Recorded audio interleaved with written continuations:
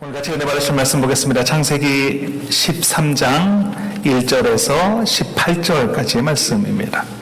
창세기 13장 1절에서 18절까지의 말씀, 제가 가지고 있는 구약성경 15면, 16면에 기록되어져 있습니다.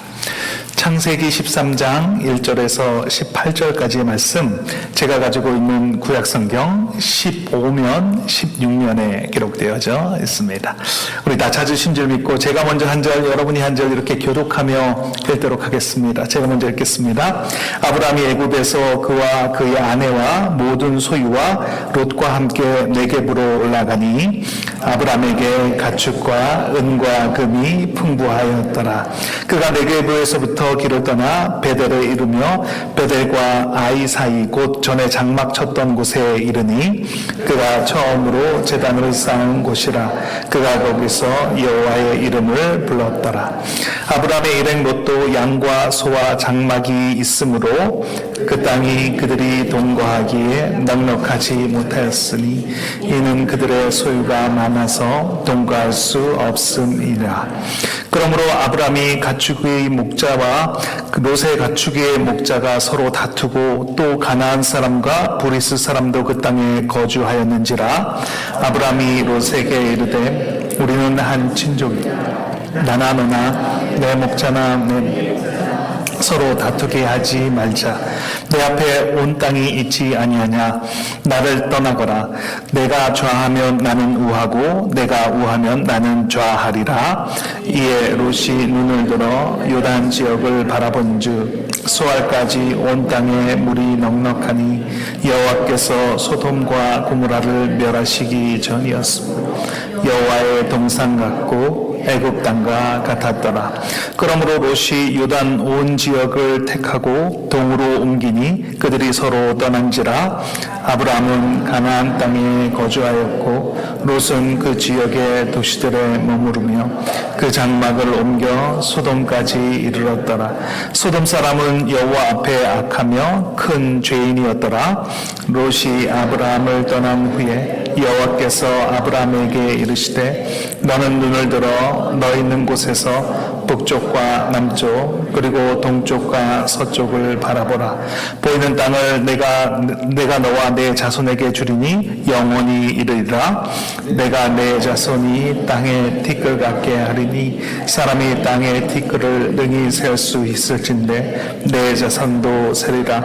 너는 일어나 그 땅을 종과 횡으로 두루 다녀보라. 내가 그것을 내게 주리라. 이에 아브라함이 장막을 옮겨 헤브론에 있는 마므레 상수리 수풀에 이르러 거주하며 거기서 여호와를 위하여 제단을 쌓았더라. 아멘. 오늘의 말씀의 제목은 내 삶의 궤적이 바뀌는 순간이라는 제목으로 말씀의 은혜를 같이 나누도록 하겠습니다. 이 궤적이라는 말이 있는데 이 궤적은 수레바퀴가 지나간 자국, 그것을 궤적이라고 말을 합니다. 개인이나 단체나 예의 없이 이 궤적을 남기며 살아가는 삶을 삽니다. 시간이 지나면서 이 자국이 계속 남는 삶을 살아가게 됩니다. 이 궤적을 살펴보면 알 수 있는 것이 두 가지가 있습니다. 첫 번째는 어떤 길을 걸어왔는지를 알 수 있습니다. 어떤 지역으로 다녔는지, 그리고 그 길을 온 순서가 어떻게 되는지 그것을 알 수가 있습니다. 그리고 또 한 가지 알 수 있는 것이 있는데 그 길에 지나오면서 남긴 흔적들이 무엇인지 그것을 알 수가 있습니다.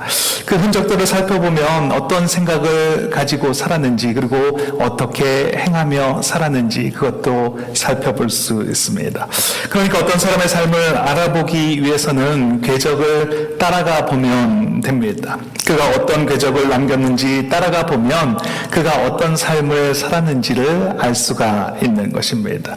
오늘 아브라함의 삶을 우리가 알 수 있는 것은 그가 남기고 간 궤적이 있기 때문입니다. 입니다.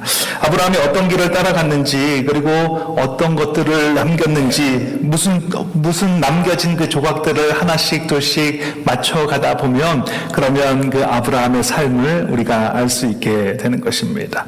아브라함이 지나온 길은 이렇습니다. 갈대아 우르라는 지역에서 하란 땅으로 이동을 합니다. 그곳에서 아버지 데라가 세상을 떠나고, 그리고 하나님이 말씀하셔서 가나안 땅으로 들어오게 됩니다.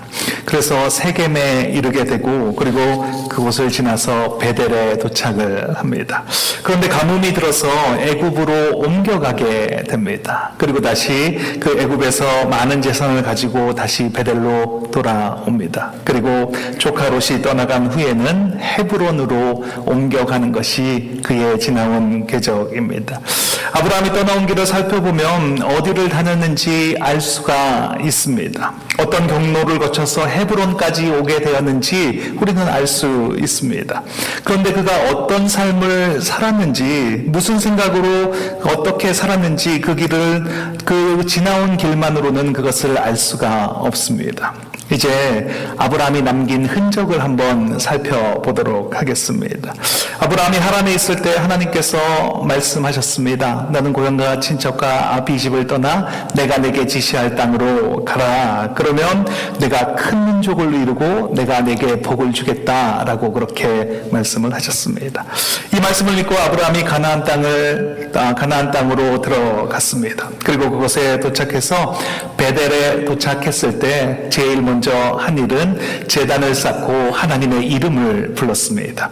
그런데 가뭄이 들었습니다. 그래서 애굽으로 가게 되었습니다. 그리고 애굽에서 나오게 됩니다. 애굽에서 나와서 베델이라는 곳으로 다시 돌아와서 아브라함이 처음으로 한 일은 그가 예전에 쌓았던 그 하나님의 제단을 찾아가서 그곳에서 하나님의 이름을 부르는 것이었습니다. 그 후에 롯의 목자와 자신의 목자가 다투게 됩니다.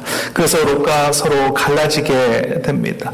롯이 떠나간 이후에 하나님께서 아브라함에게 찾아오셨습니다. 그리고 너는 북쪽과 남쪽, 동쪽과 서쪽을 바라보라. 네가 보는 그 모든 땅을 내게 주겠다라고 약속하여 주십니다.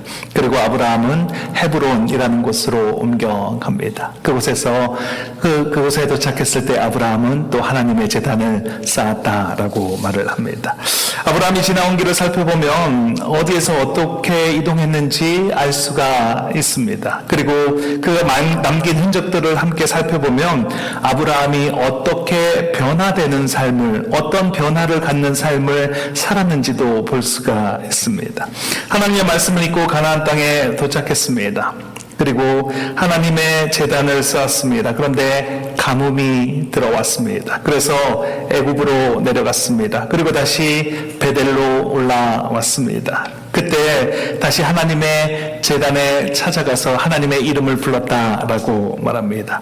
그리고 조카 롯과 롯의 목자와 자신의 목자가 다투게 되었을 때 그때 아브라함은 롯에게 이렇게 말을 합니다. 창세기 13장 9절 말씀입니다. 같이 한번 읽겠습니다. 내 앞에 온 땅이 있지 아니하냐. 나를 떠나가라. 내가 좌하면 나는 우하고 내가 우하면 나는 좌하리라. 그러자 조카 롯은 요단 땅을 선택을 합니다. 그래서 그리로 떠나갑니다. 그리고 아브라함은 그곳 가나안 땅에 머무르게 됩니다.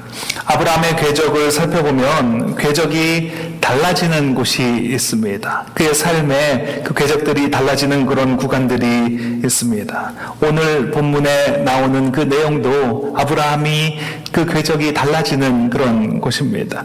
애굽에서 나온 후에 아브라함은 이전과 좀 달라졌습니다. 삶의 무게가 더해졌다라고 말할 수 있습니다. 진중해지고 눈이 깊어졌다라고 말할 수 있습니다. 그래서 말하는데 그 말의 무게가 더하여진 아브라함을 볼 수 있습니다. 우리가 살아가면서 삶의 궤적이 달라지는 경험을 합니다. 인생의 수레바퀴는 계속 굴러갑니다. 겁니다. 인생의 수레바퀴는 계속 바퀴 자국을 남기면서 굴러가는데 그 무게가 더하여지면서 그 바퀴 자국이 깊게 패이는 그런 시간들이 찾아오게 된다라는 것입니다. 안 좋은 일을 만난다고 해서 궤적이 달라지는 것이 아닙니다. 좋은 일을 만난다고 해서 그 궤적이 달라지는 것이 아닙니다. 인생의 궤적이 달라지는 시기는 뭔가 깨달음을 얻었을 때, 무언가를 깨우쳤을 때, 그리고 각성을 했을 때 그 삶을 대하는 무게가 달라지게 되는 것입니다.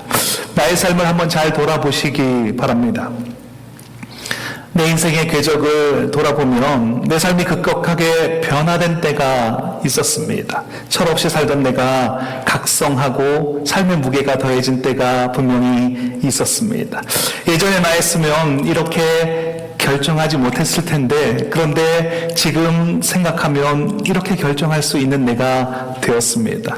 내 삶의 유익만을 쫓아가던 내가 하나님의 길을, 하나님의 뜻을 쫓아가는 사람으로 바뀌게 되었습니다.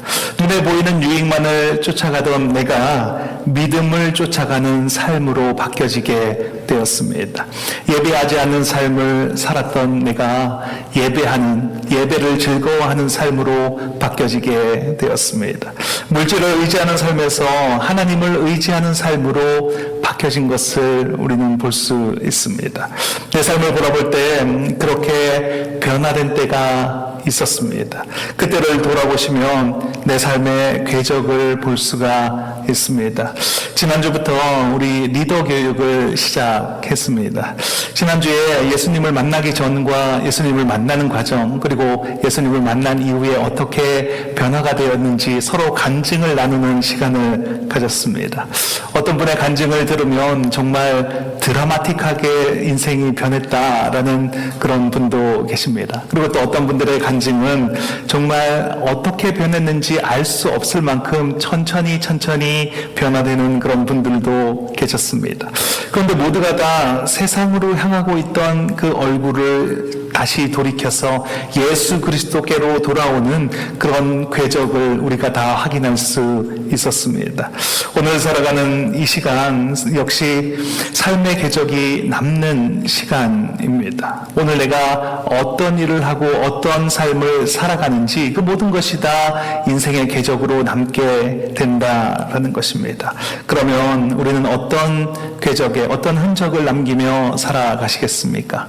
내 삶이 하나님을 찬양하고 하나님을 따라가는 그런 궤적을 남기는 삶을 살아가시겠습니까? 아니면 이 세상을 쫓아가고 이 세상의 것을 추구하는 삶을 살아가시겠습니까? 세상의 것을 쫓으면 세상의 궤적이 남게 됩니다. 하나님을 쫓아가면 하나님을 쫓아가는, 하나님을 향한 궤적이 남게 됩니다. 오늘 말씀을 통해서 삶의 무게가 더해지는 시간이 되시기를 바랍니다. 말하는 말에 무게가 더해짐으로 인생의 깊이를 더해가시는 저와 여러분이 되시길 예수님의 이름으로 축원드립니다. 첫째, 궤적이 바뀌는 순간은 하나님의 뜻을 생각할 때입니다. 같이 한번 읽겠습니다. 하나님의 뜻을 생각할 때입니다. 아브라함은 애굽으로 들어갈 때 가난했습니다. 소유가 별로 없었습니다. 그러니까 그 가뭄이 찾아오면 무엇을 할 수 있는 것이 별로 없었습니다. 그래서 애굽으로 들어가게 됩니다. 그런데 애굽에서 나올 때에는 이야기가 달라집니다. 많은 소유를 가지고 아브라함이 나오게 되었다라고 말합니다. 창세기 13장 2절 말씀입니다. 같이 한번 읽겠습니다. 아브라함에게 가축과 은과 금이 풍부하였더라.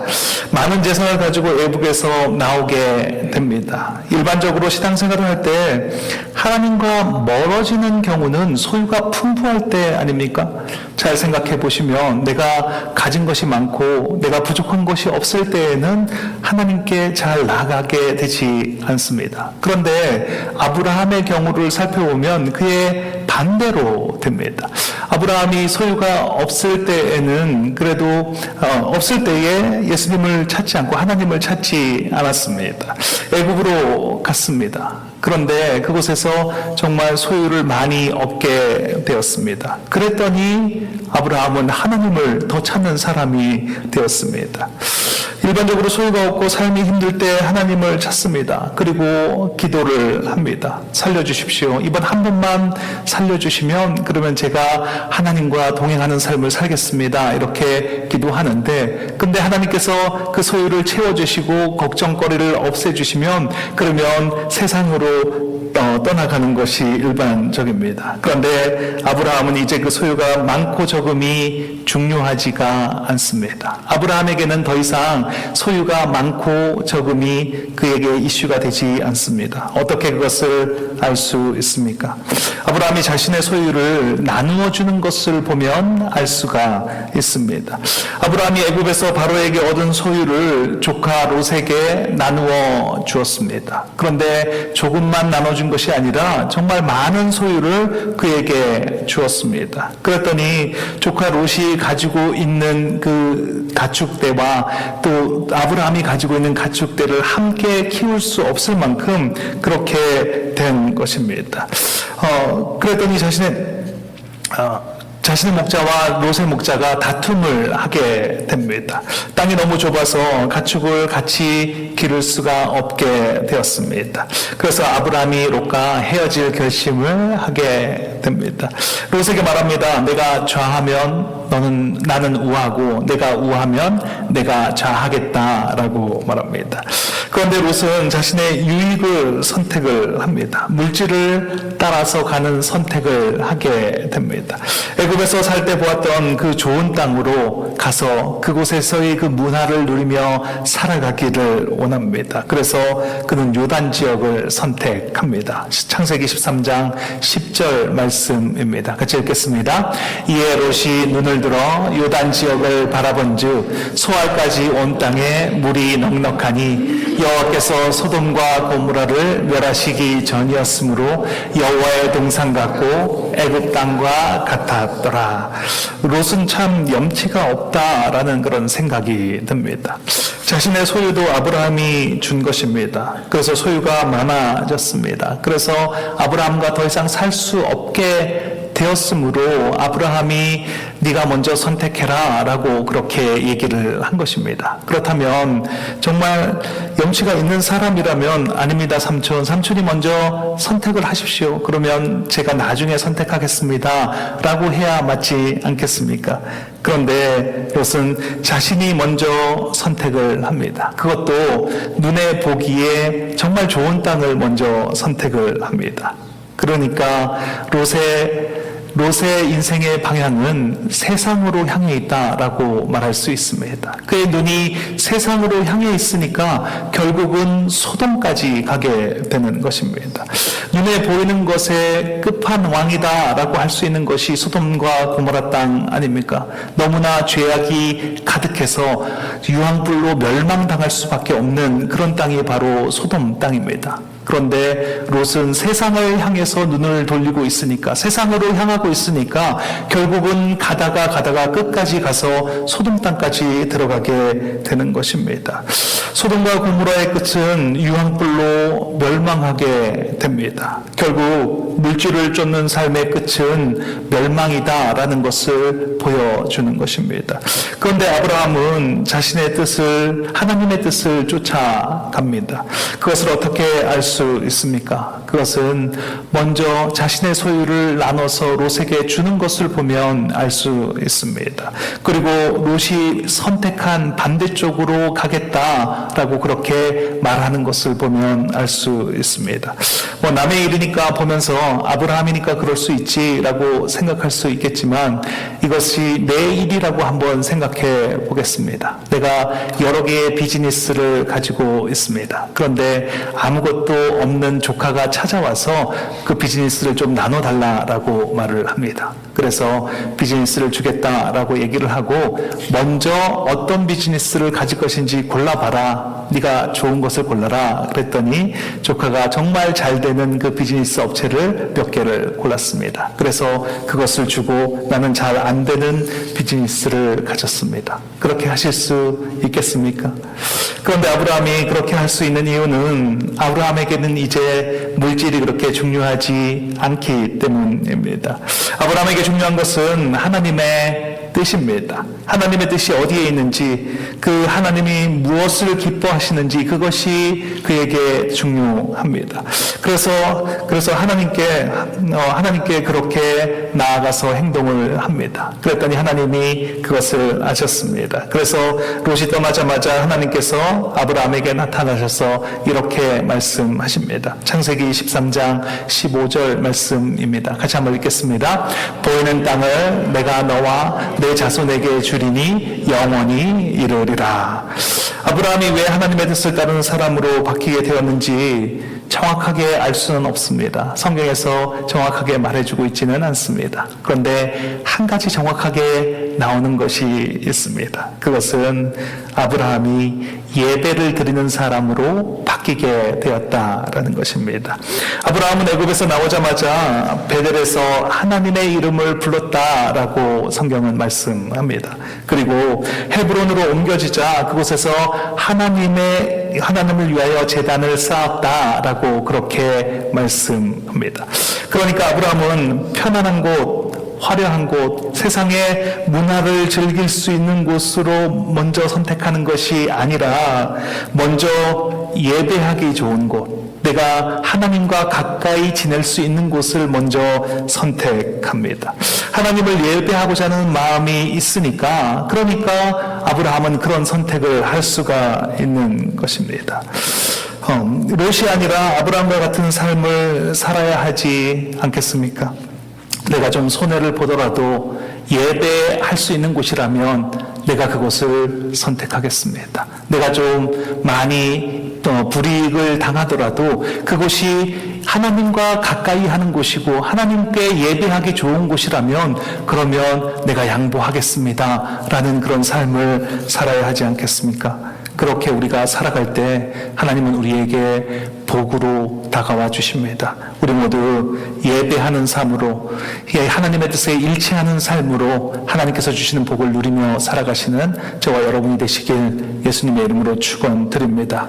둘째, 흔적들이 모일 때 궤적이 됩니다. 같이 한번 읽겠습니다. 흔적들이 모일 때 궤적이 됩니다. 만약 지금 고고학자들이, 오늘날의 그 고고학자들이 오늘 본문에 나와 있는 그 성경의 본문의 그 흔적들을 찾는다면 그러면 어디로 가서 어떻게 찾아야 하겠습니까? 먼저 베델과 아이 사이에 제단을 쌓은 곳으로 가서 그 아브라함이 쌓았다는 그 하나님의 제단을 찾아야 하지 않겠습니까? 그리고 찾을 수 있는 곳은 소돔 땅에 어디가 소돔 땅인지 그것을 찾을 수 있지 않겠습니까? 그곳에 가서 유황 성분이 많이 있는 곳인지 아닌지를 우리가 검사할 수 있지 않겠습니까? 그리고 마지막으로 헤브론의 마물의 상술의 수풀에 들어가서 그곳에 하나님을 위한 제단이 있는지 그것을 찾아볼 수가 있을 것입니다. 그런데 이런 흔적이 아마도 찾기가 어려울 것입니다. 만약에 그곳에서 그런 흔적을 찾는다고 해도 이것이 아브라함이 쌓은 것인지 아닌지를 알 수 있는 방법은 없습니다. 왜냐하면 너무나 오래된 일이기 때문입니다. 그런데 우리가 이렇게 아브라함의 흔적을 알 수 있는 이유가 있습니다. 그 이유는 무엇입니까? 그것은 눈에 보이는 흔적은 찾기는 힘들지만 마음속에 새겨진 그 흔적들이 있기 때문입니다. 우리의 마음속에 새겨진 그 흔적들은 지워지지가 않고 없어지지 않기 때문입니다. 그 흔적들이 아브라함에게서 이삭으로, 이삭에서 야곱으로, 야곱에서 12아들에게로, 그리고 그 후손을 거쳐서 모세에게까지 왔습니다. 그리고 그 모세를 통해서 우리가 모두가 알 수 있도록 이 성경이 쓰여지게 되었습니다. 그런데 그 흔적은 자기 자신을 변화시키는 역할도 하기도 합니다. 사람은 누구나 자기의 흔적을 새기면서 살아갑니다. 아브라함도 자기 자신에게 흔적이 새겨지는 삶을 살아갑니다. 갈대아 우르에서 하란으로, 그리고 베델로 이어지는 여정 중에 하나님께서 말씀하신 것입니다. 그리고 애굽에서 어떤 일을 당했는지, 그리고 예배하지 않고 하나님께 묻지 않고 애굽으로 내려갔을 때 어떠한 화를 당했는지 그의 가슴 속에 깊이 새겨졌을 것입니다. 어려움을 당하게 됩니다. 아내를 누이라고 얘기하고 아내를 빼앗기는 그런 수치를 당하게 됩니다. 그 사건들이 그의 마음속에, 그 가슴 속에 깊이 새겨졌을 것입니다. 그렇게 자신만이 알 수 있는 흔적들이 모이고 이렇게 살아가면 안 되겠다라는 각성이 일어나게 되면 그러면 그의 삶의 궤적이 변화되게 되는 것입니다. 오늘 본문에서는 그 흔적들이 모였을 때 아브라함의 궤적이 완전히 변화되게 되었습니다. 예전에 그 아브라함이 아닙니다. 한층 더 성숙한 사람으로 변화되었습니다. 하나님의 뜻을 쫓아가는 사람으로 변화되게 되었습니다. 우리의 개인의 삶에도 흔적들이 있습니다. 예수님을 만나기 전에 내가 어떤 삶을 살았는지, 세상의 달콤함을 쫓으면서 살아갔던 그 흔적들이 그 마음 속에 이렇게 새겨져 있습니다. 그리고 그 삶에서 나를 찾아와 주신 예수님이 나를 찾아와 주셨을 때 예수님께서 함께 하셨던 그 흔적들이 마음속 깊이 새겨져 있을 것입니다. 그럼에도 또 넘어지고 흔들렸던 내 삶을 돌아보는 시간이 되시길 바랍니다. 그 삶 속에서 또 다시 새겨지고 또 새기셨던 그 예수님의 흔적과 예수님이 끝까지 나를 붙잡아 주셨던 그 흔적들이 내 마음속에 새겨져 있지 않습니까? 그런데 이 내 안에 있던 흔적들이 나에게서 끝나는 것이 아니라 내 주변의 사람들을 통해서 계속 일을 하고 있는 것을 우리는 볼 수 있습니다. 나에게 새겨졌던 그 흔적들을 통해서 다른 사람들이 예수님을 발견하게 되고 그리고 그 사람들을 통해서 또 다른 사람들이 예수님께 돌아오는 그런 일들이 계속 일어납니다. 우리가 아브라함의 궤적을 살펴보면서 우리는 영향을 받게 됩니다. 그 삶의 궤적이 나의 삶에 영향을 주고 그로 인해서 나의 삶의 궤적도 바뀌어지게 되는 것입니다. 이렇게 보이지 않는 삶의 궤적이 지금도 서로가 서로에게 영향을 주는 그런 삶을 우리는 지금도 살아가고 있습니다. 오늘 말씀을 묵상하다 보니까 생각나는 사람이 있습니다. 그 사람은 안수현 형제라는 분입니다. 그에 관한 책이 있는데 그 책의 제목이 그 청년 바보 의사라는 책입니다. 그런데 이 책은 안수현 형제가 직접 쓴 책이 아닙니다. 그가 세상을 떠나가고 하나님 나라로 갔을 때 그때 그의 흔적에 의해서 영향을 받은 그 사람들이 모여서 그 이야기들을 쓰기 시작해서 모아진 것이 바로 이 책입니다. 그 사람들의 흔적이 모아져서 그 책을 냈는데 그 책의 제목이 그 청년 바보 의사입니다. 그 바보 의사는 33살에 세상을 떠났습니다. 그런데 정말 많은 것을 남겨두고 세상을 떠났습니다. 그는 환자를 돌보는데 정말 가족처럼 돌보아 주었습니다. 어린 아이들이 생일을 맞으면 케이크를 사들고 그 아이의 집에 방문해서 그 케이크를 전달해 주었습니다. 정말 위독한 환자가 있으면 그의 손을 잡고 그 예수 그리스도를 전하며 기도하며 그 환자가 임종할 때까지 지켜봐 주었습니다. 예수님을 모르는 환자들이나 보호자들에게는 간절한 사랑으로 복음을 전했습니다. 그들에게 그런 선물을 주었습니다. 1년에 선물하는 책이 한 300권 정도가 되었다라고 합니다. 그런데 똑같은 책을 선물한 것이 아니라 그 사람의 형편과 상황에 맞춰서 그 책을 선물해 주었습니다. 그래서 그 책을 통해서 많은 사람들이 상처가 치유되고 예수님께로 돌아오는 일들이 있었습니다. 그는 그 바쁘다는 의대 생활과 인턴 생활을 거치면서도 성경 공부 리더로 섬기고 그리고 대학부 교사 찬양으로 예배를 섬기는 예은팀에서 그들을 섬겼습니다. 그리고 그런 모임들이 끝나고 난 이후에도 많은 사람들을 집에까지 차로 데려다주고 그리고 집으로 돌아갔습니다. 명절에는 고향에 내려가지 못하는 사람을 불러내서 식사를 같이 하곤 했습니다. 그의 수첩에는 중보해야 할 사람들, 중보할 수 있는 기도의 제목들이 빼곡하게 적혀 있었고 틈이 날 때마다 그들을 위해서 기도했습니다. 그가 세상을 떠났을 때 그의 흔적을 볼 수 있었습니다.